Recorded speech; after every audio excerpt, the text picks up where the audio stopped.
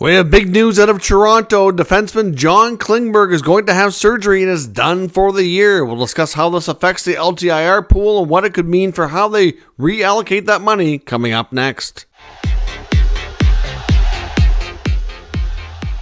So welcome back to another video here at Top Shelf Hockey. As I mentioned, we have some pretty significant news from the Toronto Maple Leafs organization. We've been waiting for an update and word on the future here, I guess immediate future of John Klingberg, as he's been undergoing tests and speaking to doctors about an ongoing hip issue. And GM Brad Tree, living in the Leafs today, confirms that he is going to be having hip surgery later this month, and he will be out for the rest of the regular season, looking at a 4 to 6 month recovery time. So obviously they can now confirm that contract, which he's earning $4.15 million, it will be available on LTIR for the rest of the year. So before they kind of had that certainty or knew for sure how long he was going to be out, it certainly complicates things with, if you're considering making trades or kind of reallocating that money to another player that you might want to bring in, because if you don't know if Klingberg's going to be able to be activated or not throughout the rest of the regular season. Of course, for a lot of these teams that use the LTIR methods, there is no salary cap in the playoffs. You don't have to really be concerned about that. At this rate, though, it would be unlikely that Klingberg could play in the playoffs.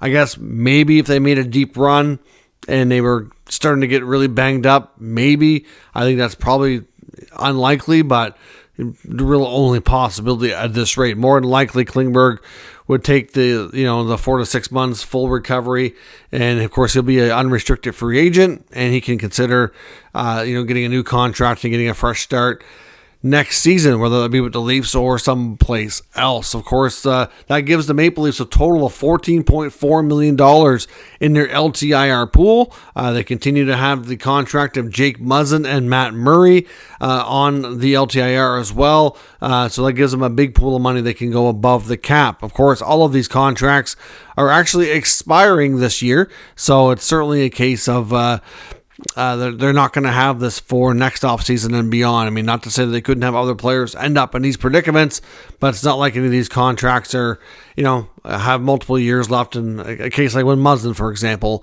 first found out that he was done, he still had a fair bit of time left. Now it's coming to an end. So we'll see. Obviously, the Leafs have been linked to other defensemen around the league, notably Chris Tanev of Calgary. I've heard some concepts and saying from other reporters saying that the Flames, not, I guess, the most anxious to trade Tanev to the Leafs, and they may try to make a bigger price tag for them. I'm not sure if that's true. I guess time will tell. We'll find out eventually if he is dealt. There's also been some kind of speculation, too, that the Flames may make one more attempt at signing him before they officially give up and do trade him. Based on how the season has gone in Calgary, I don't know that they have much hope to re-sign any of their other remaining pending UFAs.